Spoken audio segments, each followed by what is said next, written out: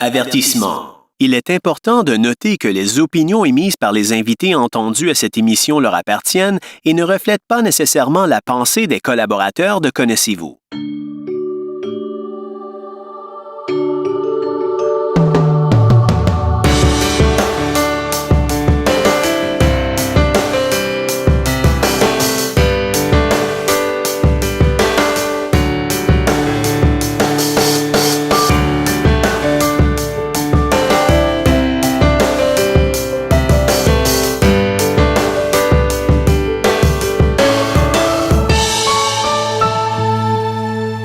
Bonjour et bienvenue à une nouvelle émission de Connaissez-vous. J'espère que vous allez bien. On approche la fin de la saison, comme je le disais la semaine dernière. Plus les semaines passent, plus la fin s'en vient. Par contre, la semaine passée, il s'est passé un petit quelque chose de spécial. On vous a laissé sur l'invité qui s'en venait, qui a un lien avec notre invité de la semaine passée, qui était Claudia Nigrelli. Cette semaine, on reçoit son copain qui s'appelle Bruno Monblot, parce qu'il a un nom, le copain. Alors, on va l'appeler Bruno. En tout cas, moi, je ne l'appellerai pas le copain. Tout d'abord, bonjour Bruno. Bonjour. Ça va bien? Ça va très bien, merci. Toi? Oui, ça va très bien. Super. On n'était pas trop sûr. Moi, je suis pas mal certain d'avoir déjà entendu ton nom. Quand j'entends parler d'une personne qui a un problème de vision, puis qui fait plein de choses, puis qui bouge, puis je le sais, puis j'en ai entendu parler par d'autres, ben je veux forcément l'avoir à mon émission. Mm-hmm. Et là, ça s'est fait très spontanément, parce que c'est comme Claudia qui a tout... initié, c'est ça. Initié, orchestré et tout. Ça fait que j'ai pas eu grand-chose à faire là-dedans. Mais ça me fait extrêmement plaisir. C'est merci beaucoup. Un plus, je crois, au projet. Super. Et le but, c'est de te faire connaître. Bon, c'est sûr qu'il y a plein de gens qui doivent déjà te connaître, mais moi j'ai la petite prétention de dire que j'essaie de faire connaître les gens différemment. Merci. Et ce que j'aimerais qu'on fasse tout d'abord, c'est de savoir un peu, bon, tu es né à quelle époque, tu es né à quel endroit? L'endroit. Parfait. Moi, je suis né à Hull. Oh, OK. Ouais, c'est ça. Je suis originaire de là. En fait, bon, je dis que je suis né à Belleuil parce que mes parents ont déménagé à Belleuil quand j'avais 2 ans. Donc, j'ai pas connu, de mon mémoire, j'ai pas connu Hull. Donc, sinon, je suis, je dirais, originaire de Belleuil. J'ai grandi toute ma jeunesse à Belleuil. Jusqu'à 25 ans. Par la suite, déménagé à Saint-Hilaire, qui est en face de Belleuil. OK, tu as resté à Saint-Hilaire aussi? Oui, effectivement. OK. Donc, avec la mère de ma fille. Et puis, par la suite, on a déménagé à Boucherville. Alors, c'est ça, ça me donne un âge approximatif de 38 ans. Né en 1980, donc c'est ça. Et puis, depuis 2007 à Boucherville, finalement. OK, depuis 2007. Exact. Dans l'appartement ici ou... Non, c'est mon deuxième appartement depuis ici 2015. OK, quand même. 2015-2016, ouais, environ. Là, ma mémoire fait défaut un peu sur les dates exactes, mais... il vient qu'on perd des fois un peu le... C'est ça, exactement. Mais environ, là, je dirais. Mais sinon, de Belleuil, mes parents sont encore là, un petit peu plus âgés, mais encore à Belleuil. OK. La prochaine question, les gens s'y attendent. Ton problème de vision, toi, Bruno, ça découle de quoi? En fait, moi, j'ai la maladie de Leber. Je sais pas si tu connais un peu. Oui, j'en entends parler. En tout cas, des gens, je dis connus dans le milieu, là, Gilles Ouellette, en tout cas. Il y a quelques personnes que je rencontre parfois. Une anecdote bizarre. On revenait en transport adapté cette semaine, puis un gars qu'on croise qui est serveur au restaurant au Noir. Ah oui. Puis il dit « T'as quoi comme maladie? » Il dit « Leber. » Moi aussi. Quand c'était très, très drôle. Je le connais pas du tout. Donc, c'est un jeune de 25 ans. Alors, c'était très drôle. Puis sinon, c'est ça. Ça s'est diagnostiqué, finalement, déclenché à 19 ans. Ah oui, OK. Ouais, j'étais mécanicien automobile. Je savais pas que je pouvais avoir ça.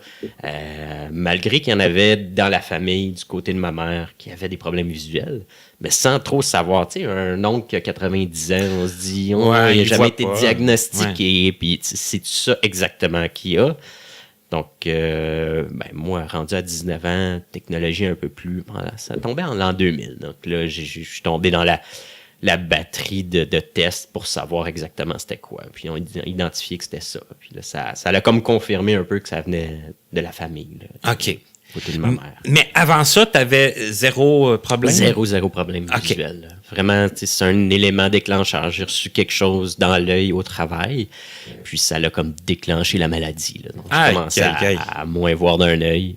Par la suite, ça s'est déclenché, ça s'est transmis dans l'autre œil, puis c'est ça a pris 3 semaines. Alors, c'était un petit peu rapide là, pour quelqu'un qui commençait sa vie en étant mécanicien, conduire, oui, puis qui ne s'attend pas du tout à ce qu'il se passe des choses comme ça. Je veux dire, bon, des accidents, là, un accident qui provoque une maladie, c'est quand même... Mais bon, là, tu disais que tu étais mécanicien, mais moi, j'aimerais quand même savoir, quand tu étais jeune, bon, on le sait, tu étais allé à l'école, tu n'avais pas de problème de vision, tout ça. Et là, admettons, je sais pas, au secondaire, est-ce que tu avais un milieu social très, très étoffé? Est-ce que tu faisais du sport? Est-ce que comment tu vivais ton... Je te dirais que c'est étrange, hein, parce que moi, l'handicap visuel, je crois que m'a fait évoluer, mais dans le bon sens. Dans le sens que quand j'étais jeune, j'étais beaucoup dans mon coin. J'étais très gêné, réservé. J'étais pas sportif du tout. J'ai toujours été petit. Moi, je me considère petit à 5 pieds 6, 7. Donc t'es pas tout seul, moi aussi. J'aurais aimé ça être un peu plus grand. Puis, tu sais, j'étais pas sportif. J'étais plus, un petit peu surplus de poids quand j'étais jeune. Fait que j'étais dans mon coin. Nerd aussi, là, à lire mes romans de Star Trek. Puis, tu sais, vraiment le catégoriser clairement en tant que nerd, là, tu sais. Mais... jusqu'à l'adolescence, même mon cours de mécanique, j'ai trouvé difficile parce que c'était avec des adultes. Moi, j'ai fait mon cours de mécanique à 17 ans, tout de suite après le secondaire. Et là, je me rendais compte... OK, mais tu as fini ton secondaire régulier. Exactement. De peine et misère, puis j'en avais, comme on dit en bon québécois, plein mon casse de l'école. Je voulais apprendre quelque chose de concret. Là. Je voulais apprendre des notions, pas juste de la théorie. Parce que j'étais allé au privé. J'étais allé au secondaire privé. Avec le petit costume et tout? Oui, c'est ça, au Collège Saint-Hilaire. Mais comment qu'on peut être considéré nerd dans un collège privé? Ben, je te dirais plus en aimant la science-fiction, tu sais, parce que OK. Dans le sens que, tu sais, mais nerd, parce que tout le monde est bon à l'école. C'est ça, il faut avoir des bonnes notes pour être exactement. Mais le côté nerd, c'est plus tu sais, les gens qui aiment la science-fiction, qui lisent des romans, qui... je sais pas, qui jouent aux cartes Magic dans le temps, là, tu sais, puis en tout cas, toutes sortes de trucs. Le côté nerd, il ressort de façon différente un peu, mais il y a moyen quand même... Mais j'étais pas sportif, fait que j'étais pas celui qui excellait dans le sport, c'est ça, fait que c'était représenté par ça, je dirais, là, tu sais, fait que ça m'a un petit peu caractérisé là, dans ces époques-là, tu sais. OK. Mais t'étais bon quand même à l'école? Pas tant, parce que j'aimais pas ça. J'aimais pas le côté théorique des choses. Puis j'ai réalisé après que j'étais une personne très manuelle, puis j'aimais apprendre, mais du concret. Fait que ça a été ce côté-là qui m'a fait réaliser que j'en avais un petit peu...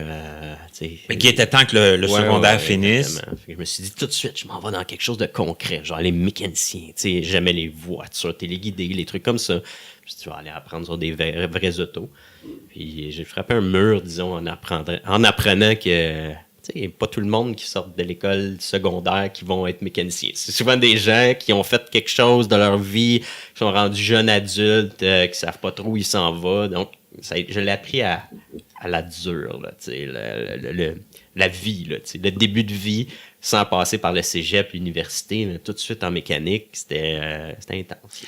T'avais-tu des frères et sœurs? Ben, as-tu des frères et sœurs? Ouais, ben en fait, j'ai une demi-sœur, là, c'est la fille de mon père, mais je n'ai jamais resté avec elle, là, parce qu'elle a 21 ans de plus que moi. Là. Oh là là, OK. Ouais, c'est ça. Quand tu étais jeune, tu étais comme fils unique. Oui, exactement. OK. Oui. Ça, c'est une autre dynamique aussi, un peu. Ben oui, c'est ça. J'ai jamais eu un frère ou une sœur. Avec qui te chicaner, puis avec... juste mon père, puis ma mère. Ouais, je dirais c'est ça. Le côté mécanique, j'ai adoré faire ça. C'est un côté concret. J'ai commencé ma carrière là-dedans. C'était-tu un DEP? Oui, exactement. DEP de 2 ans. Là, OK, 2 ans. D'apprentissage. Mais ça, t'aimais ça? C'était concret? C'était dans mes plans. Dans la vie de tous les jours, là? Oui, exactement. OK. Puis, mon plan, c'était, OK, j'ai fait le DEP en mécanique. Après, c'était DEP en soudure, DEP en machinage pour être habile à faire tout. Là. C'était ça mon espèce de plan de vie. Là, OK. Puis rapidement, à 19 ans, en tout cas, la vie a décidé autrement. Là. Donc, j'ai travaillé 1 an et demi en mécanique. J'ai à peu près ça. Même chose avec la conduite automobile. Le début de l'handicap m'a fait que ce plan-là, il a pris le bord. T'as comme eu juste le temps de connaître ça, de goûter à ça, d'apprécier un métier qui aurait pu te satisfaire longtemps. Oui. Un domaine que j'aimais. J'aime encore, mais plus de la même façon. Forcément plus de la même façon. C'est ça, exactement. Et là, on tombe dans la partie plate, je le sais. Mais comment ça s'est passé pour toi?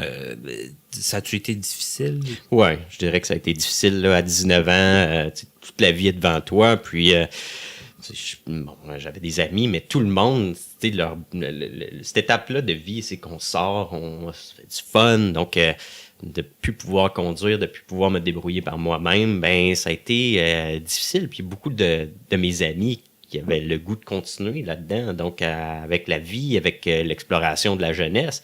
Donc moi, je me suis ramassé un petit peu tout seul. J'ai un seul de mes amis qui est resté présent, une chance.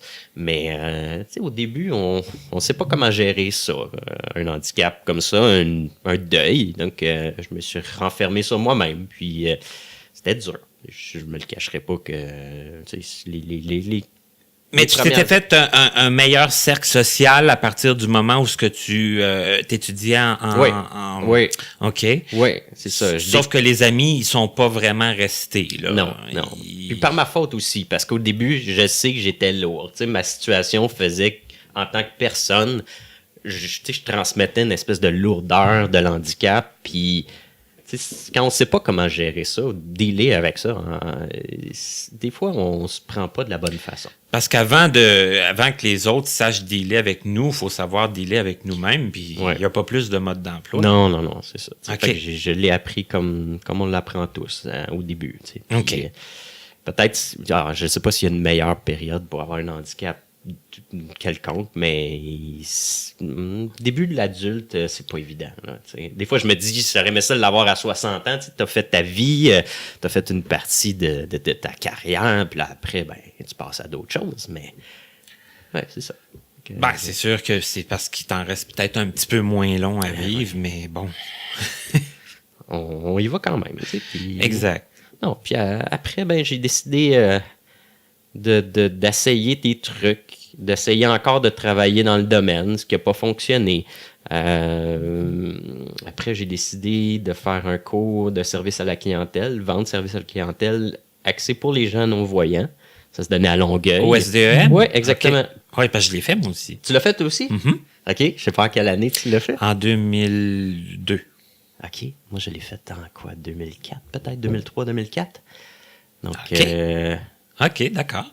Parce que c'est ça. Moi, je l'ai fait en 2002. J'ai failli le faire avant, puis finalement, pour des raisons obscures, j'ai changé d'avis, puis je l'ai fait en 2002. Ouais. Moi, c'était un peu la même chose, puis j'ai failli le faire en 2002, mais finalement, je l'ai fait en 2004. Ah, coudonc. Mais 2003, 2004, en tout cas, je m'en souviens plus exactement, mais avec Gilles et Isabelle, en tout cas... Ouais, Gilles qui était le coordonnateur de ce projet-là. Exactement. Isabelle Boisvert qui était côté bureautique, parce qu'ils se donnaient bureautique et service à la clientèle. C'est vrai, oui. Puis, par la suite, j'ai commencé à travailler un petit peu là-dedans, dans des petites compagnies. Puis, oui, ça allait bien, c'était correct, mais il me manquait toujours le côté manuel. Hein, tu sais, on sort pas... personne manuel.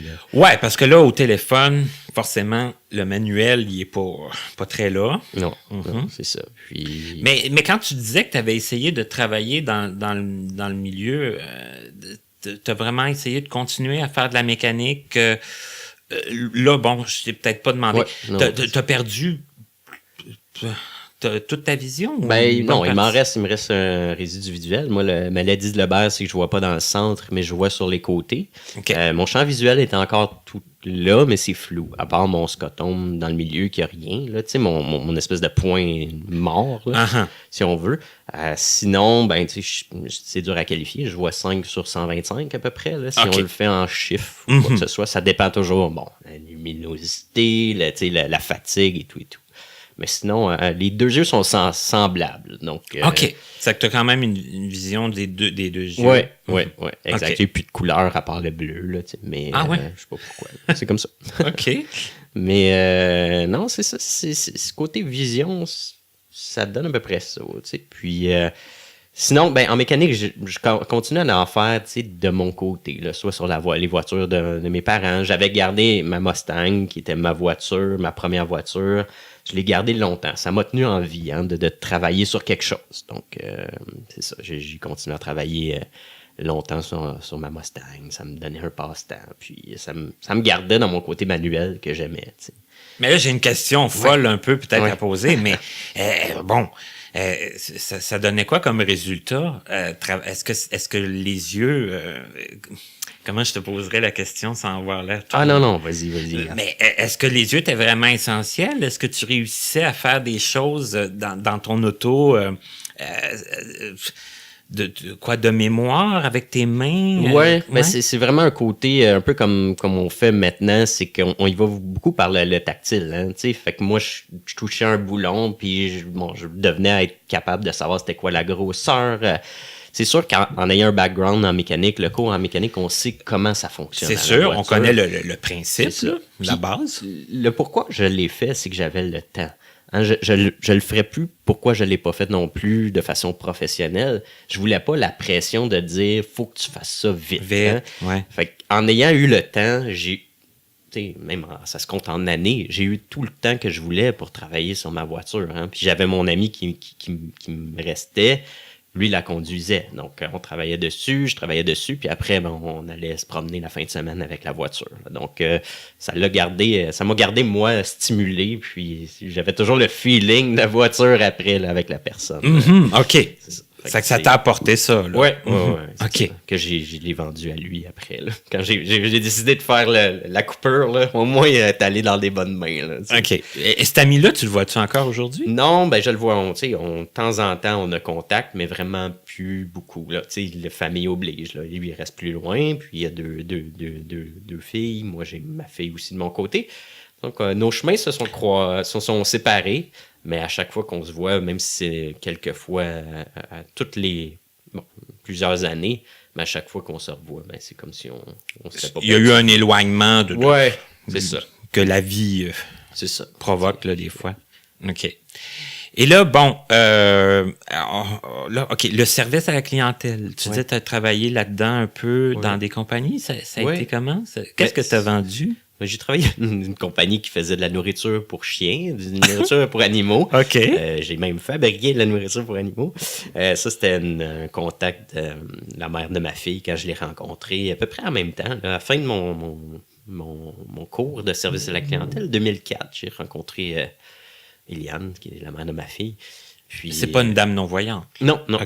C'est ça, c'est un petit peu plus âgée que moi, professionnelle, psychologue industriel. Donc, c'est ça. On s'était rencontrés en canot camping organisé pour des non-voyants. Fait que c'est ça. OK. Ça a tombé que c'était ma guide. Fait qu'on s'est rencontrés là. Bon, ben ça prouve aussi qu'on peut rencontrer... dans n'importe quelle circonstance, comme on dit. J'ai travaillé chez Humanware aussi. OK. Humanware, c'est ça. J'ai service, comment on appelle... Soutien technique? Soutien technique, oui, mais plus avec les techniciens. Et puis au shipping. Donc, ça a été une expérience aussi là-dedans. Donc, pas vraiment fait de service à la clientèle en tant que tel. Tu sais, au téléphone, d'appel, style télécommunication, ça n'est pas fait. C'est réseau d'hébergement à la maison, qu'on recevait des appels pour ma mère, elle veut se faire placer dans un endroit, peux-tu m'aider? Quelle résidence serait idéale pour moi? Ça, c'est des choses que j'ai fait à la maison. OK. Donc, du travail, du télétravail. Oui, exactement. OK. Exactement. T'avais-tu beaucoup d'attentes? Comme... Bon, quand t'as décidé d'aller faire ce cours-là,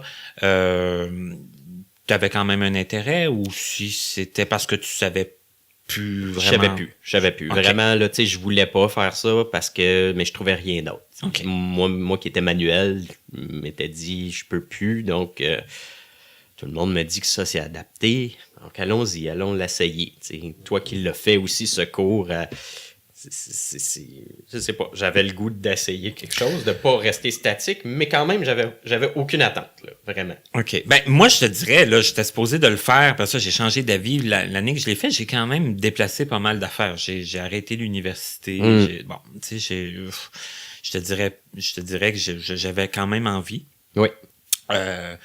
Ensuite de ça, bon, il y avait plein de choses autour de ça. Là. Il y avait, on parlait de...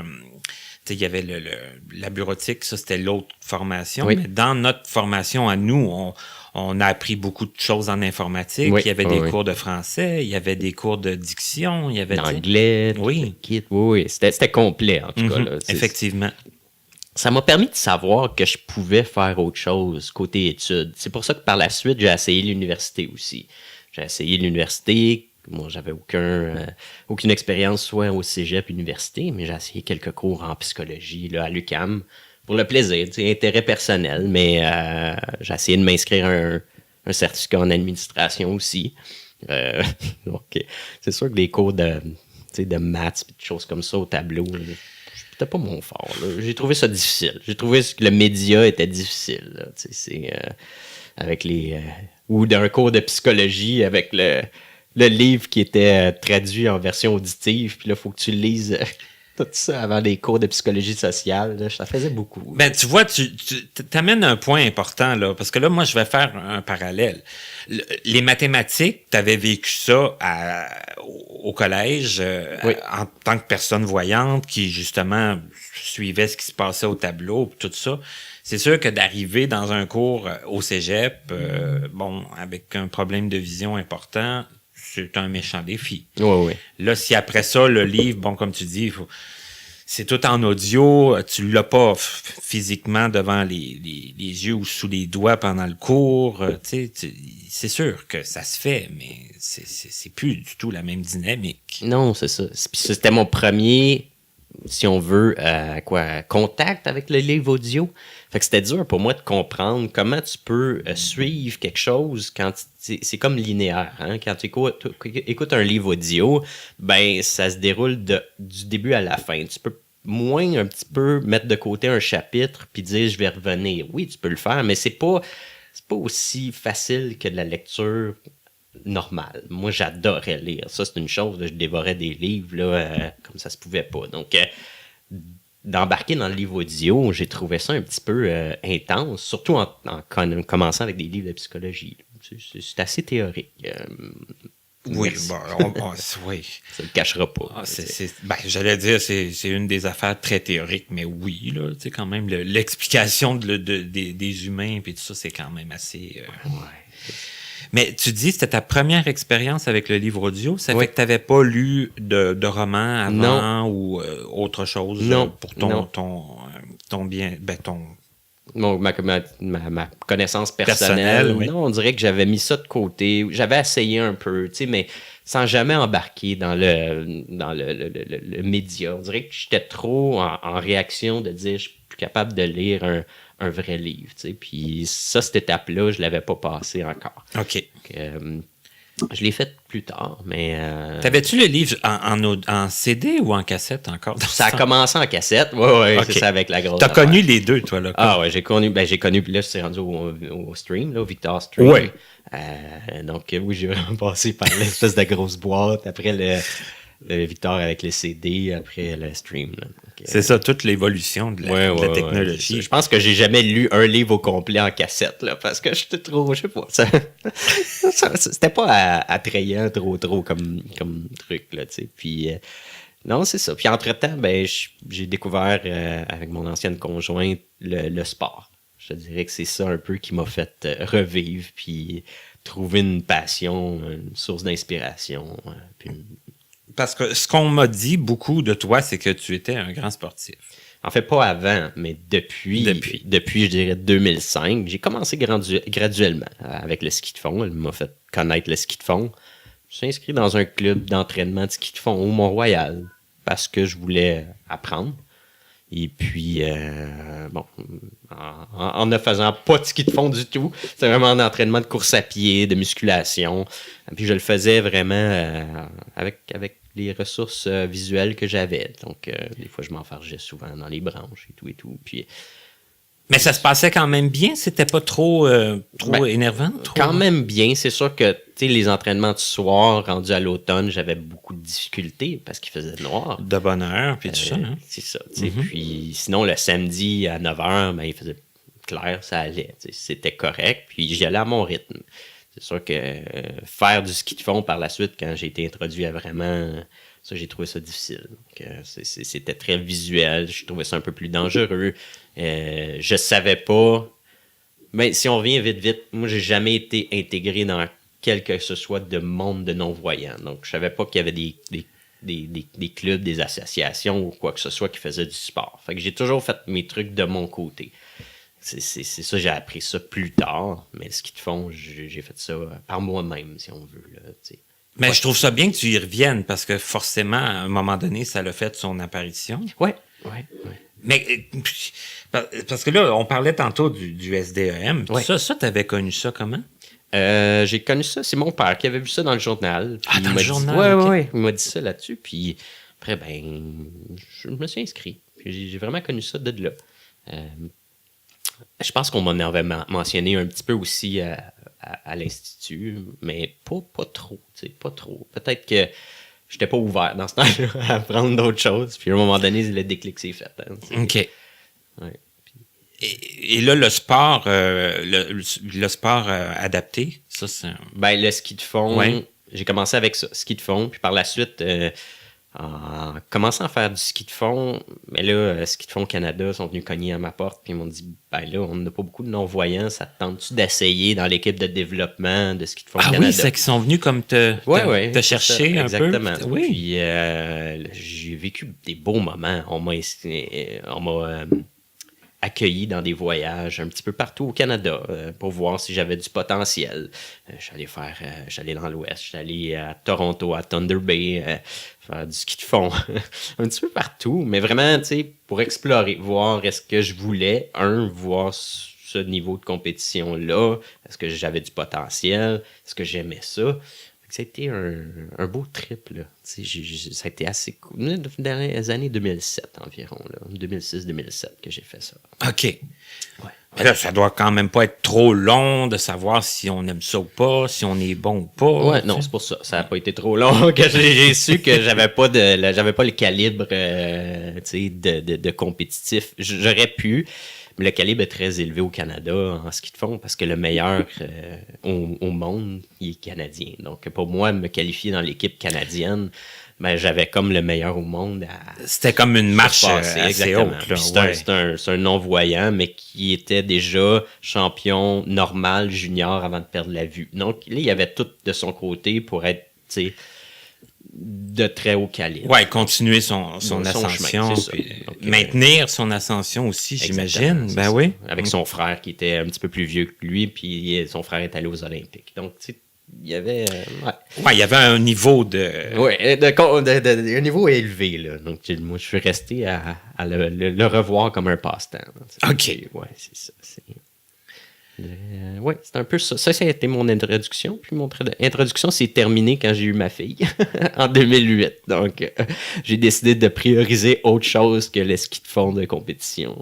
OK, mais ça, juste avant qu'on arrive là, parce que ça t'a fait voyager beaucoup. Oui, puis quand même. Le voyage, ça te disait quoi? Est-ce que c'était quelque chose que t'aimais ou que tu trouvais... J'ai vraiment aimé ça, voyager, voir d'autres endroits. C'était quand même très spécifique au ski.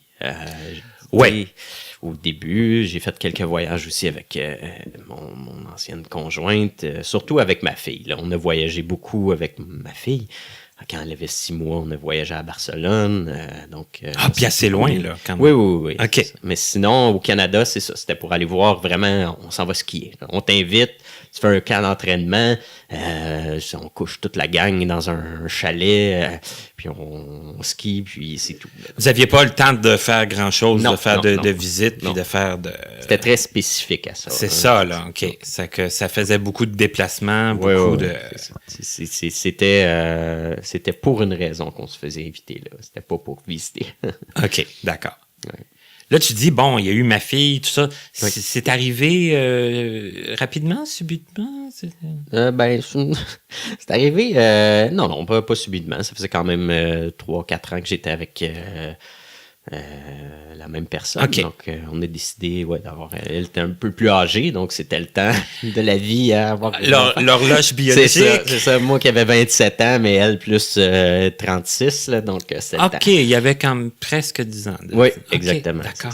Donc, on a décidé d'avoir une petite fille qu'on adore maintenant, 10 ans maintenant, Laurie, qui partage notre vie maintenant avec Claudia, qui est ma copine, pour faire un lien avec l'émission de la semaine passée. D'avant, puis on va pas le faire en tout cas, Claudia a fait plusieurs liens sans nommer, sans que les gens sachent. Ça. Là, les gens le savent. Mais avais-tu... si jamais tu veux pas en parler, tu me le dis. Avais-tu pensé à ça, avoir des enfants? Non, moi jamais j'avais pensé avoir... même que ce soit une vie de couple. On dirait que quand j'ai eu mon handicap, tu sais, je me suis comme dit que c'était terminé. Ça mettait des freins à plusieurs choses. Exactement. Okay. Encore plus avoir un enfant. Puis je dirais que je n'étais pas plus prêt. Tu sais, il n'y a pas un moment que je me suis dit je suis prêt à avoir un enfant. Je me suis dit, bon, prenons-le comme un autre défi. Je carbure beaucoup de défis dans la vie, puis avoir un enfant, c'était un autre défi. Je me suis dit, il n'y a pas un moment que ça va me dire, OK, là, je suis prêt. Ouais. Non, tu sais, allons-y, puis on va s'adapter, on va vivre avec, puis on va surmonter le défi que d'être parent. Là. Puis le défi, est-ce qu'il a été de taille? Est-ce qu'il y a eu beaucoup de... Il a été de taille, beaucoup plus agréable que difficile. OK. J'ai pas eu beaucoup de pères qui sont venus me parler de ça. C'est pour ça que j'essaie d'en profiter. Je veux pas tirer ma loque trop. Ah non. Mais c'est ce que tu veux bien dire. Oui, je l'ai vécu de plusieurs façons. Hein. J'ai été en couple avec la mère de ma fille jusqu'à ce que ma fille allait être 3 ans. Après, on s'est séparés. Donc, le 0 à 3, il a été, en tant que coparent. Mais après, ça a été en tant que papa monoparental. Donc, ça a été un autre défi. Vraiment un défi de non-voyant, père monoparental avec une fille qui a des allergies. Là, c'était rock'n'roll. Là. C'est aller à l'épicerie puis pas vouloir que sa fille meure parce qu'elle est allergique aux arachides. Là, ça, je l'ai trouvé. Oui. Ouais, je l'ai trouvé. Les Moses d'arachides. Ouais. Puis il y avait les œufs aussi, en tout cas. Mais, ça a été une période charnière, ça, de se ramasser première fois séparé dans un appart pour la première fois de sa vie. Père monoparental. C'est ça, j'ai appris beaucoup. J'ai grandi beaucoup de ça, cette expérience-là. Autant qu'on veut pas le vivre, une séparation, surtout pas avec un enfant, mais on apprend. Ouais, puis on n'est pas à l'abri de ça. Non. Mais c'est à ce moment-là que tu t'es retrouvé pour la première fois seul en appartement? Oui, OK. Oui. J'ai toujours été avant, soit chez mes parents jusqu'à 24 ans. Par la suite, j'avais déménagé avec justement la mère de ma fille. Dans sa maison, puis on avait acheté une maison par la suite à Boucherville. Donc, c'était ma première expérience d'appartement. Okay. Alors, c'était beaucoup de premières. Hein? Première fois monoparentale, première fois en appartement, première fois seul. Donc, je pense que ce serait moi... De plonger, des fois, d'être au fond du baril, je t'apprends. Tu apprends à t'en sortir. T'sais. OK, parce que toi, là, tu considères quand même que tu as eu le fond du baril? Oui. OK. Ouais. Parce que il y a des étapes de vie, des fois, qu'on règle pas, que ce soit une dépression parce que j'ai pas accepté le fait que j'ai eu un handicap. T'sais. Fait que des fois, ça rattrape. Puis, tant qu'on décide pas de vouloir s'aider, on reste avec ça dans la conscience. Puis, à un moment donné, c'est ça, ça m'a frappé. Ça a coûté ma vie de couple, ça a coûté beaucoup de choses. Mais à un moment donné, par la suite, je me suis pris en main. Puis ça peut être tabou pour certains, mais j'ai décidé de prendre la médication pour des dépressions. Puis moi, pour moi, c'est vraiment pas un tabou parce que de choisir ça, c'est un aide parmi tant d'autres. Là. Que ce soit de la thérapie avec des psychologues ou des choses comme ça, ben ça fait partie de s'aider. Ça fait partie de cheminer. Les gens, on dirait qu'ils ont peur de s'aider parfois. Oui. Puis des fois, ils voient qu'il n'y a pas d'autre solution, que ça ne fonctionne pas, puis ils persistent à ne pas vouloir s'aider. Non, exactement. Puis c'est un choix personnel de dire, OK, là, c'est assez. Par la suite, ben, on va de l'avant. On va de l'avant, mais on repart de loin. Puis c'est ça qui arrive, on accepte de s'aider, on accepte de prendre des moyens pour, on voit que ça commence à aller mieux, on voit qu'il y a d'autres possibilités, qu'il y a d'autres alternatives. La vie en appartement, ça va quand même bien. L'enfant, ça va quand même bien. Puis ça remonte, là. Oui, ça remonte. Le sport continue, mais différemment. Je m'inscris à un autre club de sport, club de triathlon. Moi qui n'ai jamais fait de triathlon, je me suis dit pourquoi pas. Jamais j'avais envisagé faire un triathlon. Je me suis dit, moi, je nage pas pour 2 cents. Et c'est incroyable, là, parce que là, ça, on va en parler. Ouais. Là, le triathlon, c'est les trois sports. Mais je me souviens jamais dans quel ordre. Okay? En fait, c'est nage, vélo, course. OK, ça qu'on commence par la nage. Exactement. OK. Pourquoi ils l'ont fait? Hein? C'est ironique un peu. Pourquoi ils l'ont fait? Parce qu'au début, ils avaient mis la nage à la fin, puis les gens étaient trop fatigués, puis il y en a qui se noyaient. Fait qu'ils ont décidé, on va mettre ça en avant. C'est on pas va grave. commencer. Si t'es fatigué à la course, tu marches. Hein? Ou si tu fais une petite fouille de vélo. Au moins, c'est moins... Noyade, il y a... Non, il n'y a pas de revenir. Non, exactement. Et ça doit être assez effrayant. Oui, c'est ça. Puis bon, je sais bien que les gens sont pas là pour revenir nous le dire. Non, c'est ça. Ils en témoignent par leur absence. Oui.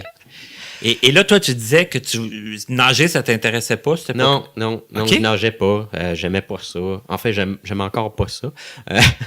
C'est pas ma discipline favorite, surtout en tant que non-voyant. D'être dans l'eau, puis l'expérience m'a permis de savoir que j'avais raison. Là. Nager en piscine, ça va. À la limite, ça va, c'est clair, c'est propre. En couloir, c'est pas trop agréable parce que je vois pas les gens. Des fois, on rentre dans l'autre personne. J'essayais d'y aller plus le jour, quand il y a moins de gens pour aller nager, m'entraîner. Mais rendu dans un triathlon, souvent, c'est en eau libre. En eau libre, ça veut dire quoi? Ça veut dire soit en lac, ou à Montréal, le triathlon, c'est dans le bassin olympique, où il y a l'aviron. Puis, Martin, je sais pas si tu as déjà vu où c'est brun, hein? C'est relativement sale. Moi, en tout cas, ça me fait pas très envie. Non. Honnêtement. Non, mais quand tu nages là-dedans, c'est brun longtemps. Oui. Mais moi, je suis attaché avec quelqu'un. Mon guide nage en avant de moi. Ouais, c'est ça que j'allais dire. Là, vous êtes quand même attaché. Ouais. Tu peux pas te perdre, tu peux pas t'égarer. Tu peux pas te perdre. C'est déjà ça. Mais t'as aucune sensation de t'es où. Hein? Parce que c'est brun longtemps. Tu sais pas. Puis tu perds la notion du temps. Tu peux pas regarder l'heure, tu peux pas savoir. Fait que ça fait-tu 2 minutes tu nages? Ça fait-tu 10 minutes? Ça fait-tu 15 minutes? T'es où? Je sais pas. OK. Puis là, le triathlon, là, vous nagez combien de... Mais ça dépend des distances, mais un sprint qui est la plus petite distance, c'est 750 mètres de nage. OK. Peut-être un 20 minutes, là, dépendamment du calibre. Là, 10 OK, ça prend 25 minutes. OK. Là, ouais, ça serait à peu près ça, le temps de nage. Ouais. Le temps dans l'eau. Ouais. Dans l'eau sale. C'est ça, dans le... Ouais.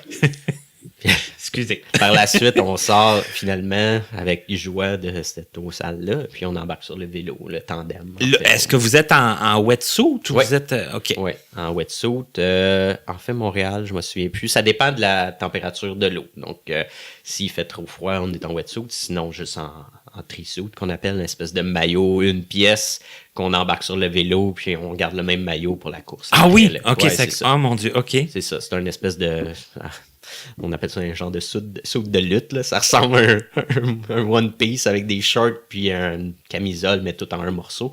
Parce que tu veux pas avoir à changer. Là. OK, mais l'eau, elle rentre-tu là-dedans? Oui. Tu deviens mouillé, puis quand t'embarques sur le vélo, tu sèches. Moi, il y a un autre facteur. Moi, j'aime pas ça être mouillé. Non, mais c'est ça. Ouais. Moi, j'aime vraiment pas ça. Moi, j'aime ça faire du vélo, mais je me suis rendu compte que faire du vélo quand il pleut, C'est dégueulasse. Ouais. J'aime pas ça. J'ai fait le tour de l'île une fois, puis on s'était tellement fait prendre par la pluie, là. C'est pas agréable. J'ai dit plus jamais. Non, c'est ça. Plus de tour de de l'île. T'as pas l'île. le choix. En triathlon, c'est sûr que tu fais du vélo mouillé. Là. C'est ça, là. Mais au moins, tu commences par l'eau. C'est ça, exactement. Je voudrais pas finir comme ça. Non, puis se noyer, non, merci. Non, on va laisser faire. Mais, OK, là, j'ai bifurqué un peu. Mais, OK, là, tu as eu, à un moment donné, comment ça s'est fait? Parce que l'idée de faire ça. En fait, l'idée, c'était juste de m'entraîner avec un club de triathlon. Puis, pour résumer, c'est quand je me suis ramassé seul dans mon appartement avec ma fille, je me cherchais une façon de trouver du social. Puis, je savais que j'avais découvert que j'aimais le sport. Je me suis dit, il y a quelqu'un qui m'a dit, viens essayer le club de triathlon. T'es pas obligé d'en faire, mais au moins tu fais du vélo. On va peut-être te trouver un partner pour faire du tandem. Puis la course à pied, ça, c'est mon sport le plus facile, si on veut, parce que c'est comme dans mon coin que je connais, je peux courir tout seul. Quand je deviens habitué à mon petit chemin, je cours tout seul. Oui, je suis casse-cou, puis il y a des gens qui disent que je devrais pas le faire, mais je cours souvent tout seul. Mais là, tu avais commencé ça quand, la course? Là, on fait du coq à l'âne un peu. Oui, la course, j'ai commencé dans l'entraînement de ski de fond. Là. Donc, vers 2005, c'était toujours avec un groupe, par contre. Là, OK. On allait dans les entraînements courir dans les sentiers, que ce soit différentes distances. Là, en groupe, c'est que forcément, tu es à travers des gens, exact. Puis les gens, forcément, tu sais tout le temps quand il y a des gens. C'est ça. Il n'y a pas trop de possibilités là, non, pas de possibilité de là. se perdre. Puis, c'est sûr qu'il y avait toujours des gens présents. J'aimais mieux moins en faire, mais d'être sûr de moi dans ce temps-là. C'est ça. Fait que ça m'a fait permettre de dire, OK, le club de triathlon, au moins, si j'ai pas de partenaire de tandem, je pourrais toujours courir. T'sais, ça sera toujours ça. J'avais vraiment pas l'intention de courir jusqu'à temps que Emmanuel, un gars du club, il me dise, bon, là, c'est assez, là, tu vas en faire un triathlon. Non. Cette année, tu le fais. Fait que je te guide, je serai ton pilote, ton guide. OK, il a réglé ça. Là. Ouais, il a dit, t'en fais, puis ça va être moi. Je vais te faire vivre cette expérience-là. Fait que j'ai embarqué là-dedans. Puis, OK, tu t'es laissé... Je me suis laissé guider. Okay. Guider, comme on dit. C'est ça. Mais je suis assez gutsy. J'aime ça oser. J'aime ça le défi. Pour moi, c'est toujours le fun. Faire du hiking en montagne, n'importe quoi. Là. C'est vraiment, je sais pas, le plein air me fascine. Puis j'aime me dépasser moi-même. Je pense que tu as déjà parlé à Frédéric Gauthier aussi, qui est un peu une autre personne qui fait des triathlons. Donc, on aime ça. Effectivement. Défis, là, que ce soit la course à pied, les marathons. Je suis obligé de dire, parce que j'ai voulu le réinviter, Frédéric, venir faire une deuxième émission. Il est en réflexion. Oui. Ouais. Mais sauf que il y a bien des choses aussi que Frédéric m'a fait faire. Hein. Tantôt, je parlais de la course lumière. Oui, c'est vrai. Lui, je pense que c'est lui le responsable. C'est lui qui m'a embarqué. Ton Emmanuel qui t'a embarqué dans... Ouais, c'est ça. Ouais. Puis tu sais ça. C'est peut-être pour toi aussi. Tu sais pas si tu vas le réinviter. Non, je fais des Non, mais regarde, au-delà de la course, moi, ça n'a pas été comme une révélation. Là. Il m'a dit, il y en a plein d'autres courses qu'on peut faire. J'étais là, regarde, une minute, on va commencer par guérir les blessures de celle-ci. Je dis les blessures, mais en tout cas, les maux de celle-ci, disons. Mais tu sais, même le tandem, c'est lui, à un moment donné, qui a dit, OK, Martin, ça fait longtemps que tu dis que tu veux faire du tandem, c'est maintenant. Tu sais, ça commence. Bon, voilà. Ça prend quelqu'un, des fois, pour nous pousser, nous sortir de notre zone de confort. Nous prendre un petit peu par le bras. Oui, c'est ça. C'est ce Emmanuel qui m'a introduit à vraiment faire un vrai triathlon. Puis sans enjeu de compétition ou quoi que ce soit, mais vraiment de dire, regarde, on l'essaye. Puis si t'aimes pas ça, mais au moins, t'auras pu dire que t'en as fait un pour vrai. On a fait un triathlon. OK. Donc là, tu as décidé de... Oui. Ça s'est fait. J'ai fait le triathlon. Puis comment ça s'est passé? J'ai aimé ça, mais pas assez pour dire « j'embarque là-dedans ». Je me suis dit, je vais continuer à m'entraîner dans la gang, mais sans faire le triathlon. Je me suis dit, je vais essayer, parce qu'il y a d'autres choses qui existent, c'est le duathlon. Un duathlon, c'est que tu fais juste vélo-course. Bon, donc, tu enlèves la nage, le bout de plate, là. Mais en tout cas, à mon sens, le bout de plate. Tu sais que tous les nageurs de base, ils disent « Oh, il n'y en a pas de problème. » Ouais, mais moi, je suis pas nageur à la base. Fait que après, l'année d'après, j'ai fait un duathlon que j'ai adoré à Saint-Lambert. Il y a vraiment, au lieu de faire nage, vélo, course, tu fais course, vélo et course. Donc, la partie nage du début est remplacée par par deux séances de course. Exactement. OK, d'accord. C'est une autre avenue de ça. C'est qu'il y avait moyen de trouver autre chose qui... Oui. Puis, entre-temps, de faire beaucoup de vélo tandem, mon côté mécanique est resté. J'ai réparé, monté, travaillé sur plusieurs vélos tandem. Donc, ça, c'est ma passion. C'est vrai, là, parce que là, il y a moyen peut-être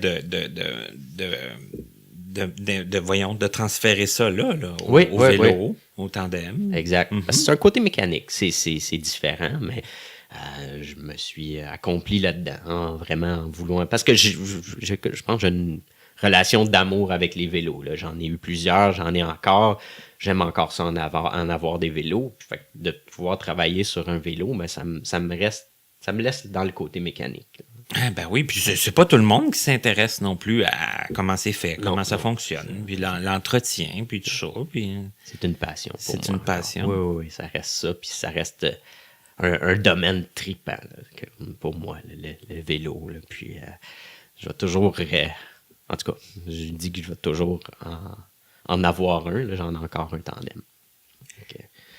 Mais est-ce que tu faisais du vélo quand tu étais jeune? Oui, du vélo comme n'importe qui, là, juste un petit peu pour se déplacer. Mais vraiment, le début du tandem a été avec la mère de ma fille. On s'en est acheté un. On a fait 2 grands tours ensemble avec Vélo Québec, des voyages d'une semaine là, vélo. Par la suite, j'ai toujours gardé le tandem. J'ai fait quelques petites courses avec plusieurs différents pilotes. Donc, j'en garde quelques-uns qui sont stables. Mais sinon, non, j'ai toujours la bête que j'appelle et puis que je travaille toujours dessus, qui est toujours disponible pour différents événements. Là. Donc, c'est ça. Donc, sinon, j'ai mon vélo normal que je prends des fois. J'ai réussi à fabriquer un système d'intercom pour pouvoir rouler avec mon vélo seul, puis en fait pas seul, mais qu'il y a quelqu'un qui te dirige qui est en avant à distance, en vélo, mais qu'on peut parler vraiment comme si je parle dans un téléphone, mais ça ressemble à des micros, c'est des micros de motocyclette. Donc, je peux l'entendre comme s'il était à côté de moi. Donc, j'ai une petite référence visuelle. Je le vois assez pour savoir qu'il est en avant de moi. Mais au lieu de se crier après, il me dit, là, tout va bien, il n'y a rien en avant. Donc, fais juste me suivre. Ou après, il va me dire, dans 200 mètres, on va tourner à gauche. Donc, ça, j'adore ça parce que ça me redonne la liberté d'être sur mon propre vélo.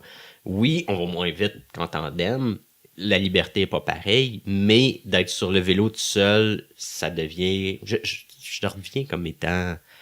j'aime pas dire ce terme-là parce que j'aime même pas la normalité, mais je me sens normal. T'sais, moi, si on me dit que je suis normal, j'aime pas ça. Là, j'aime mieux me faire sentir comme un petit peu fou, aventureux. T'as dit casse-cou tantôt. Ouais. Casse-cou, là, qu'est-ce que t'as fait de plus casse-cou? Je sais pas, à chaque fois que quelqu'un me dit tu veux-tu essayer ça, je vais dire ouais. Que ce soit de l'escalade, que ce soit le vélo tout seul, qu'est-ce que j'ai fait d'autre? Le canot, camping, du kayak. Puis souvent, je me fie pas à ce que mon corps il me dit. Je me fie à mon corps quand il est rendu blessé. Que ce soit le triathlon, j'ai dit oui. Puis la course à pied, je voulais faire un marathon, mais je me suis blessé. Donc, c'est le corps qui arrête avant que ce soit mon cerveau. Là. Donc, OK. C'est ça, que ce soit l'entraînement. J'ai toujours une espèce de guts avant l'intelligence. Je dis ça. Ouais, mais bon, tu sais quand même. Mais je te dirais que ça s'atténue avec l'âge. Pas vrai? Oui, c'est ça. Peut-être que de voir ma fille grandir et de vouloir qu'elle garde son papa, là, tu sais, j'étais un peu moins casse-cou. Ouais, puis peut-être si tu voyais ta fille être trop casse-cou, t'aimerais pas ça non plus. Ça fait que... Je mets toujours mon casque de vélo. Puis... C'est important. C'est ça. Ça, c'est vrai. Ouais. Mais je trouve ça très astucieux, par exemple, ce que tu disais, se parler entre les vélos, intercoms, ouais, c'est ça. C'est que j'aime ça essayer. Tu sais, mon côté mécanique, bricoleur, ça, je tiens ça de mon père, fait toujours que j'essaie de modifier les trucs pour les rendre. Même si ça n'existe pas, je me dis toujours, non, il y a une façon de rendre ça. C'est pas vrai que je peux pas garder ça impossible, comme faire du vélo tout seul. Puis, je l'ai trop expérimenté, puis que la personne qui me guidait, fallait qu'elle me parle super fort, ou moi, finalement, je la perdais, donc j'arrêtais, puis j'attendais qu'elle revienne, puis je me suis dit, non, il y a d'autres options, puis, Mais comme le tandem, est-ce que tu trouves que c'est quand même hyper différent que de faire du vélo seul? Moi, oui. Je trouve que c'est vraiment différent. Le feeling n'est pas pareil. Moi, étant fan de vélo, fan de technique de vélo, je trouve ça très lourd, c'est moins manœuvrable. Moi, j'ai pas l'initiative de faire quoi que ce soit changer les vitesses, que ce soit faire, OK, il y a ça qui te manque, oui, d'avoir comme le contrôle. Exactement. Parce que veux pas, j'ai plus le contrôle de conduire une voiture, j'ai plus le contrôle de, que ce soit une motocyclette ou n'importe quoi de motorisé que j'aimais. Mon côté mécanicien, c'est avoir des bébelles à moteur. Encore là, plus de contrôle de faire du vélo. C'était difficile. J'avoue, parce que moi, j'en ai fait un petit peu de vélo quand j'étais très jeune. Mm-hmm. Mais après ça, j'ai été plusieurs années sans en faire. Quand j'ai recommencé à faire du tandem, j'ai trouvé que c'était quand même une grande liberté. Oui. Mais j'avais pas vu ça, là, l'aspect... Mais quand tu as un aspect technique que t'aimes, puis moi, je t'ai rendu à comprendre comment le vélo fonctionne, moi, quand il se passait quelque chose avec le vélo, je voulais être plus... OK, moi, j'aurais changé les vitesses à ce moment-là. J'aurais aimé ça savoir, OK, la côte, elle arrive, puis c'est quoi mon corps va réagir, mais par moi-même. Mais là, ça devenait une symbiose entre deux personnes. Pas que je le trouve pas agréable, parce qu'avec les bons pilotes comme que j'ai, on devient avoir une complicité pour avoir du plaisir. Oui, puis on peut y trouver son compte. Là. Exactement. Mm-hmm. Surtout dans un niveau, je dis pas que j'étais à un niveau très, très performant, mais quand même un niveau sportif qui faisait que c'était le fun, là, faire des 80-100 km de vélo dans un bon rythme, ça rend ça trippant. C'est la vitesse qu'on peut aller avec un tandem, je peux pas reproduire ça tout seul. C'est surtout une question de sécurité. Oui, effectivement, parce que là, quand même, faut y aller aussi selon ses limites. Hein. Ouais. Mais il me vient une autre question. Ouais. Quand on nage avec la personne, comment on fait pour... c'est quoi les façons de communiquer?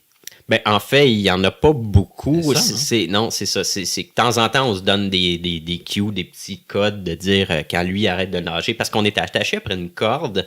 Il y a plusieurs systèmes. Moi, j'utilisais ça comme ça, attaché après une corde à ma taille, puis à sa taille. Donc, c'est une corde élastique qui, si on nage, elle me passe devant le visage. Puis, elle est assez élastique pour que ça soit juste un peu tendu. Donc, juste assez pour que j'y touche pas avec mes mains, je touche pas ses pieds, mais juste assez pour que je sois capable de suivre cette corde-là. Alors, quand la personne arrête, là, je sens que la corde, elle relâche. Donc, je sais qu'elle arrête. J'arrête moi aussi. Et puis, qu'on se disait ça comme code quand t'arrêtes. Parce qu'au fond, il n'y a pas tant de choses à dire non plus. Vous nagez. Exactement. Et puis... je suis la corde. Hein? Quand elle tourne à gauche ou à droite... elle est très, très proche du visage, donc je sens qu'elle tourne, puis je suis la corde. C'est un peu ça. C'est assez simple comme communication, parce qu'on n'entend pas dans l'eau. C'est un peu ça. C'est ce qui est pour ramener à ça, ce qui est dur en étant non-voyant dans l'eau, c'est que tu perds le côté que nous, on a. Le côté auditif qui fait qu'on est capable de s'orienter, on l'a plus dans l'eau. Là. C'est ça. On l'a plus. Ça te rend encore plus dans ton monde. T'as pas le visuel, t'as pas l'auditif. Tu sais pas t'es où. Là. Nos mains nous servent pas à grand-chose non plus. Non, exactement. Tu sais que t'es dans l'eau, dans le milieu d'un lac ou quoi que ce soit, quand tu y penses trop, l'anxiété, elle aide pas. Ça devient un peu... Oui, c'est absolument. Pour moi, c'était anxiogène. Peut-être parce que justement, j'étais pas un bon nageur. Pas que je le suis mieux, un petit peu, mais j'étais pas un bon nageur avant. La plaisance, je l'avais pas avant d'avoir l'handicap. Fait que tu sais, t'essayes de l'avoir, mais toujours avec cette crainte-là. Cette espèce d'anxiété-là, elle reste là, tu sais. J'aime mieux avoir une anxiété de tu j'aime mieux ne pas avoir l'anxiété en faisant de la course à pied parce que la nage, elle reste toujours là. L'anxiété est toujours présente. En tout cas, pour moi, j'ai pas trouvé une façon. De toute façon, il y a tellement de sports qui existent. Oui. Hein? On trouve quelque chose dans lequel on est bien. Puis oui, mais c'est un peu ça. J'ai jamais fait aucun autre sport style, pour non-voyants. J'ai essayé avec Gilles de jouer au hockey, là. C'est vraiment pas mon style. Là, les bouts? Oui, j'ai essayé une fois. Okay. Une fois. Fait que ça résume mon appréciation du hockey. Là, j'ai pas aimé ça. J'aime mieux être sur des skis de fond en petit saut de ski que... parce que là, au hibou, c'était-tu avec tout l'équipement? Oui, tout le kit, là. Tout le kit. Fait que, tu sais, c'est non. Mais non. Ça se résume à non. J'ai jamais joué au gold ball, tu sais, je sais pas. Ça résume à ce que je disais. J'ai jamais été intégré dans des associations, des choses comme ça, pour dire, viens, essaye ça. On dirait que pour moi, je voulais faire des choses comme les autres. T'sais. Le triathlon, c'était juste normal. Puis, moi, je suis rendu à 38 ans. Ma canne blanche, j'ai commencé à m'en servir il y a 2 ans. Puis j'ai la même vision depuis 19 ans. Là. Okay. C'est vraiment un côté orgueil puis choix. À un moment donné, tu te dis pourquoi je la prends pas pour pas être identifié. Je sais que je passe du coq à l'âne, là, mais tu te dis, je veux pas être identifié, je veux pas être considéré, mais je me ferme à toutes les aides que ça peut m'apporter. Tu sais, le fait de pouvoir trébucher, le fait de pas pouvoir avoir d'aide, le fait de pouvoir avoir l'air fou parce que je suis pas capable de m'orienter, mais ça, on dirait que je m'étais fermé à ça. Puis à un moment donné, encore là, avec l'âge, je me suis dit, pourquoi j'essaye pas? Qu'est-ce que ça m'apporte tant de pas l'utiliser? Ça fait partie du cheminement personnel. C'est de dire, regarde, OK, je suis rendu là. À un moment donné, de peser le pour et le contre, ouais, de dire, bon, ben, gars, c'est ça. De le faire, ça m'apporterait peut-être ça, puis de pas le faire, ben, j'avance pas comme je veux, ça va me prendre 3 heures au lieu de... Ça va beaucoup avec le jugement des autres. Mm-hmm. C'est toujours présent, puis ça l'est un peu moins. Ça l'était beaucoup avec ça, avec la canne. Ben, ça l'est moins, ou à un moment donné, on le met de côté. On le met de côté aussi. Ben, ils penseront bien ce qu'ils veulent. C'est ça, ça n'a plus la même importance. Non, c'est ça. Uh-huh. Hey Bruno, je pense qu'on va faire la pause. Parfait. OK? Excellent. T'as-tu encore des choses à dire après? Oui, absolument. Parfait. Donc, on a back-à-back 2 invités très, très dynamiques et très, très volubiles. Et j'adore ça. Alors, on fait la pause, puis on revient tout de suite avec notre invité qui est Bruno Monblot. À notre prochaine émission! Pour notre dernière entrevue de la saison, nous serons à Québec pour un moment rempli d'émotions et de surprises. Notre invité nous raconte avec beaucoup d'ouverture ses problèmes en tant qu'handicapé visuel, mais également nous parle de ses problèmes comme personne atteinte de surdicécité. Malgré tout, le message à retenir de cet entretien est qu'on peut quand même vouloir redonner à la société ce qu'elle nous a apporté de positif. Jason Fortin, à notre rendez-vous du 24 mai. Nous sommes de retour avec notre invité qui est Bruno Monblot et puis on parlait sport, on parlait carrière aussi un peu parce que bon, on va pas se conter d'histoire, c'est pas toujours si évident, c'est pas toujours si facile, puis c'est pas toujours comme on voudrait. Et là, bon, on parlait avant la pause de tes expériences de travail reliées beaucoup au cours de service à la clientèle que tu avais fait. Oui. Qu'est-ce qui s'est passé plus tard? Ça a été un petit peu des essais-erreurs. Hein. J'ai décidé de partir une petite compagnie de chez moi dans le domaine de l'automobile. Fait que, quand même. Ouais, c'est ça. J'ai eu la chance d'avoir un fournisseur de pneus de voiture. Puis j'ai parti ça de chez moi. Donc je vendais des pneus dans le garage. J'ai décidé même d'acheter l'équipement. J'ai installé les pneus sur les voitures, donc écoute, dans le garage. OK, c'est que là, tu posais les pneus toi-même. Oui, c'est ça. Pour moi, c'est sans jeu de mots. Installer des pneus, c'est de base dans les mécaniques, fait que je pouvais le faire les yeux fermés. Là. C'est un petit jeu de mots poche. Okay. Mais t'avais-tu un petit côté entrepreneur? Oui, j'ai toujours eu ça. Puis j'ai encore un côté business très fort. J'aime encore ça. Puis ça nous porte un peu, moi et Claudia, un petit peu vouloir exploiter ce côté-là, que ce soit avec les conférences, que ce soit avec, je pense peut-être en a parlé, Vision d'Or aussi. Oui.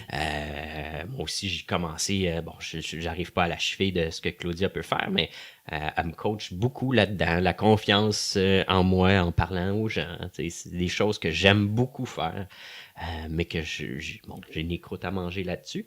Mais le côté business autour, j'adore ça. C'est ça que j'ai pu faire quand j'ai installé mes pneus. J'ai arrêté, des raisons de quand j'ai eu ma fille, c'était plus approprié d'avoir l'équipement dans le garage. Et puis, j'ai décidé comme de fusionner avec un autre atelier mécanique. Et puis, mais juste de rester en tant qu'employé. Je voulais plus avoir toute la responsabilité, le temps à consacrer là-dedans. Fait que j'ai fait un 10 ans dans cette entreprise-là, on and off, en temps partiel, toujours un peu de service à la clientèle, à faire de la vente au téléphone. Ça a été ma vraie expérience de service à la clientèle, ça a été là. Puis ça combinait le domaine automobile, le côté service à la clientèle, puis ça restait avec ma passion. Là, mais moins manuel. Exactement. Ça m'a sorti du côté garage. Là, j'étais plus approprié d'être dans le garage parce que les contraintes de danger sont là. Fait que j'étais derrière l'ordinateur, derrière le comptoir. Les contraintes de danger, tu veux dire à cause de ta fille ou non, à cause dans un garage, que tu commençais à sentir que c'est plus approprié, puis les assurances font pas que je puisse être dans un garage. Ah oui, ok. En tant que travailleur dans le garage à cause des outils, des enjeux de sécurité, les voitures et choses comme ça. Donc, c'est pour ça que ça fait qu'il y avait d'autres contraintes. Pas décidé, mais on est un peu forcé. Hein, comme on disait tantôt, disons qu'on apprend à la dure qu'il y a certaines choses qu'on peut plus faire. Ça a été ça. Moi, ma passion de travailler dans le garage, on me suis fait dire que c'est pas possible. Même si, dans mon sens, je suis encore capable. Là, donc, on décide un peu pour toi. Puis, c'est ça. Puis, OK. Fait que ça a été le domaine automobile plusieurs années, toujours en essayant de trouver autre chose. Parce que je me suis dit, c'est pas vrai que je vais faire ça toute ma vie. Essayer de trouver je peux faire quoi, je continue dessus avec une entreprise quelconque, d'autres passions, le sport. Donc, que l'année passée, j'ai décidé d'essayer autre chose. J'ai décidé de tenter une autre expérience. Puis on m'a offert un poste au gouvernement, premièrement un stage, puis de travailler à Service Canada dans un poste, comme on dit, clérical, un petit peu poste de bureau. OK. Et puis, on s'est dit, le gouvernement, ils sont supposés d'être intégrés, l'inclusivité, l'ouverture et tout ça. Bon, il y a un côté qui est vrai, puis l'autre côté, voit que des fois, c'est quasiment plus beau par écrit. C'est très bien écrit, mais après, la réalité est autrement. Moi, j'avais beaucoup d'ambition, je voulais beaucoup, mais finalement, ça a été un petit peu différent comme approche. Là, donc, mais tu as eu un contrat, puis après, ça n'a pas été renouvelé? Exactement. Okay. En fait, j'ai eu 2 contrats. Puis par la suite, il y a un contrat qui a fait jusqu'à un certain temps, puis ça n'a pas été renouvelé. Parce que moi, je voulais faire autre chose dans un autre poste. Je voulais exploiter un peu plus le côté service à la clientèle, être dans un centre d'appel, parce que j'étais à la gestion des documents. Puis on s'entend que, en tant que non-voyant, gérer du papier, c'est pas ce qu'il y a de plus idéal.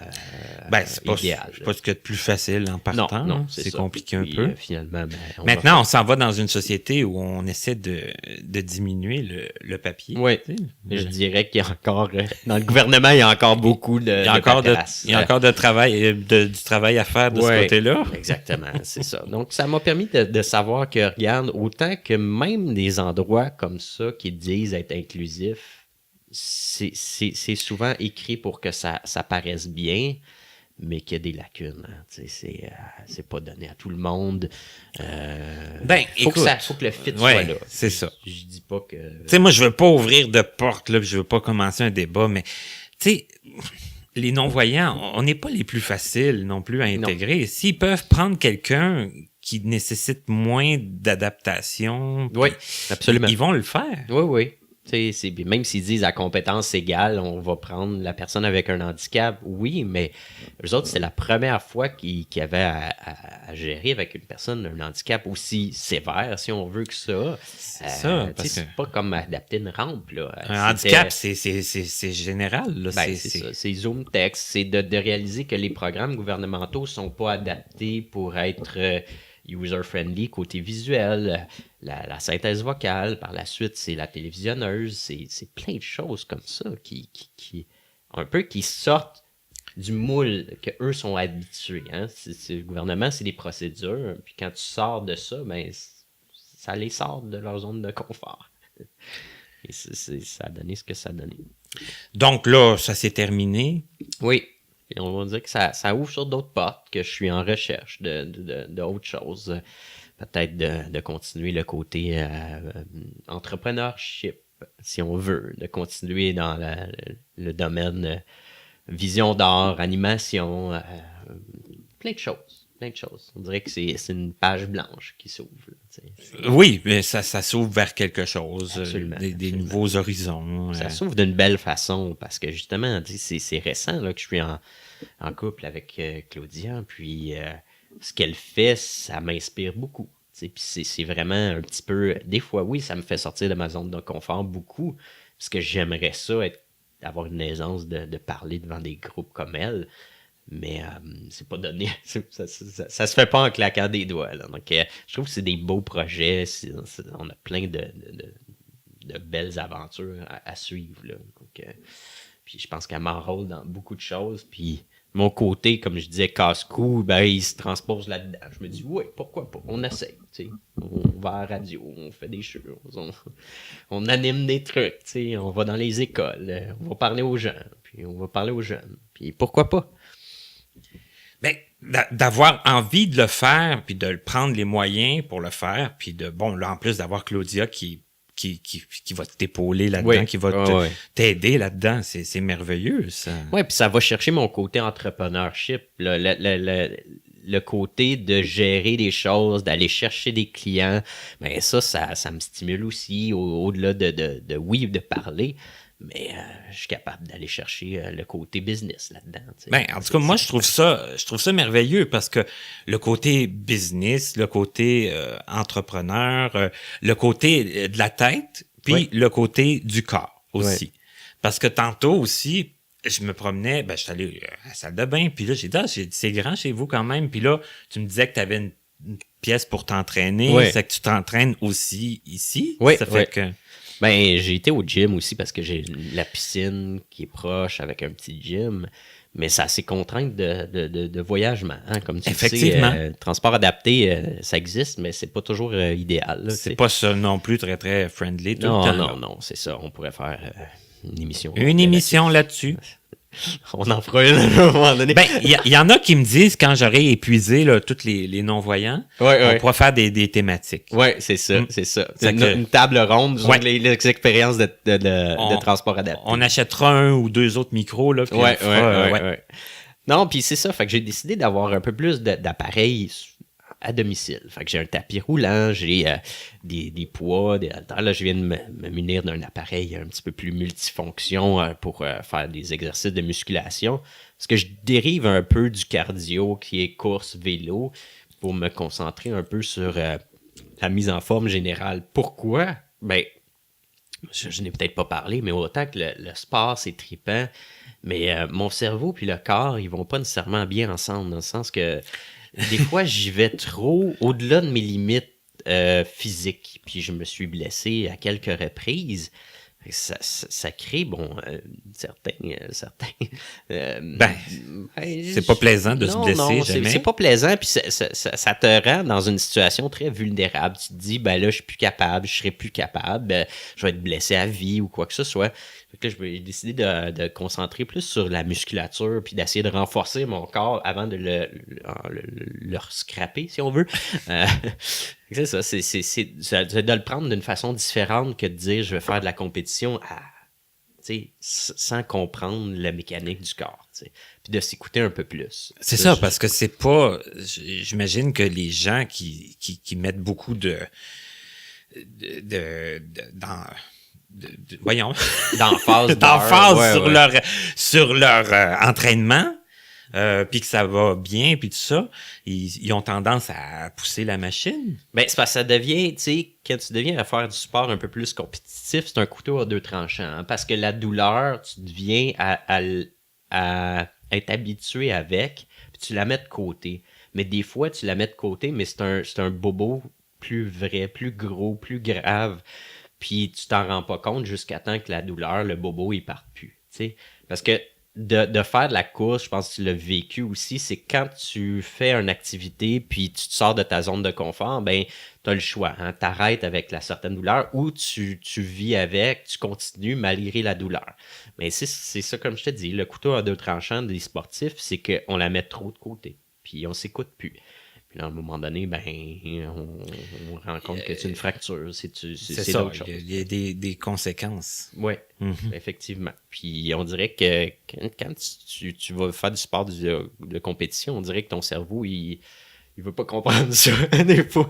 Des fois, il fait juste dire let's go, j'y vais quand même. Puis, ou ceux qui se blessent en pleine compétition, puis qui disent j'ai pas ressenti la douleur, puis j'ai continué, puis tout ça. Oui, puis c'est quelque chose, là. Ah, absolument, absolument. Puis après, ça reste pour longtemps, hein, parce que les blessures sont plus dures à guérir. Plus longues, puis tout ça. Exactement, au lieu d'arrêter au début. Tu sais. Puis, fait que je dirais, si c'est un conseil, c'est s'écouter quand même beaucoup. Là, tu sais.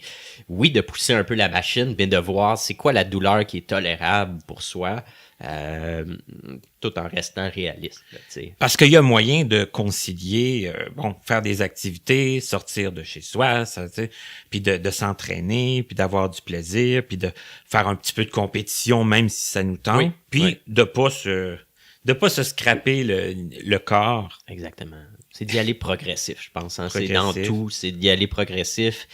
De ne pas faire ce que j'ai fait.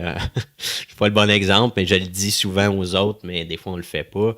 Là, je commence à le comprendre, mais c'est ça. Quand je recommence à courir, ce qui est en ce moment, ben, ça fait 1 an que j'ai pas couru. Ben, ça va être des retours progressifs. Ça veut dire quoi, progressif? Ben, c'est 1 minute de course, 1 minute de marche, puis tu commences à faire plusieurs séries de ça, puis après, ben, ça va être 2 minutes de course, 1 minute de marche, ainsi de suite. Puis c'est de le recommencer comme ça, au lieu de dire OK, je fais ça une fois, puis le lendemain, je cours 30 minutes. Ça, c'est l'erreur qu'on fait. Puis par la suite, le corps, il suit plus. C'est ça dans tous les sports. C'est ça. C'est de s'entraîner de façon intelligente, exact. De s'écouter. Oui.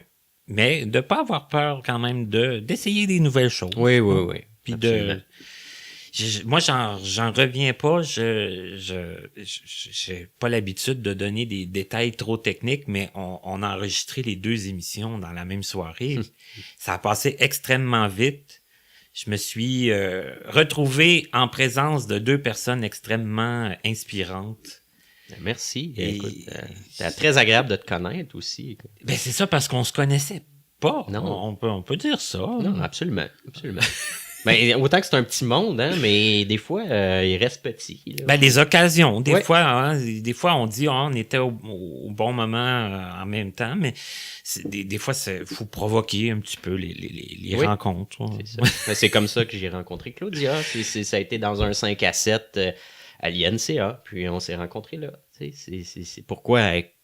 Ça fait plusieurs années qu'on aurait pu se rencontrer, mais ça n'a pas donné. C'est ça. Mais les choses arrivent des fois à point, puis à temps. Puis bon, c'est pas plus mal.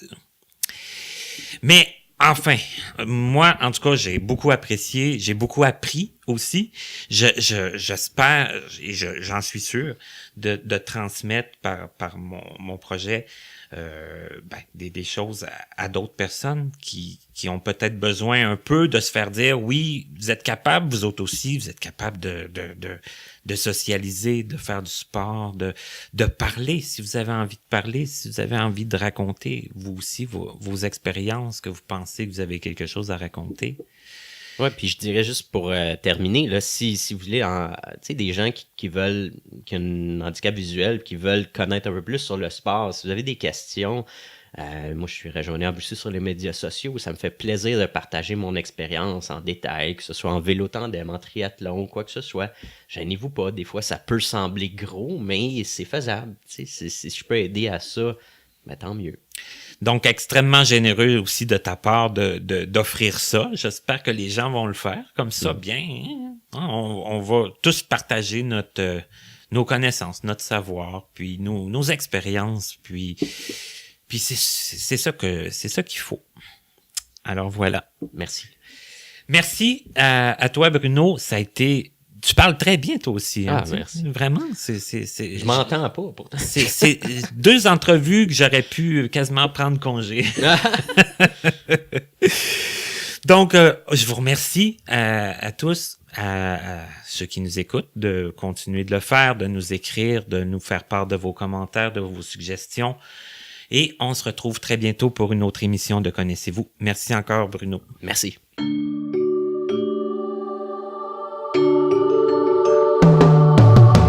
Vous pouvez communiquer avec nous en passant par notre site internet au www.martinchouinard.com ou à l'adresse courriel connaissez-vous2017@gmail.com sans tiret. Nous sommes aussi accessibles sur Facebook et YouTube. Nous remercions l'Association des aveugles de la Rive-Sud ainsi que la compagnie Point par Point Inc. de nous prêter gracieusement leurs locaux pour l'enregistrement de certaines de nos entrevues. À l'animation, Martin Chouinard. À la voix, la musique, à l'édition et la mise en ligne, Stéphane Pilon, en collaboration avec Papillon Sonic. À la prochaine.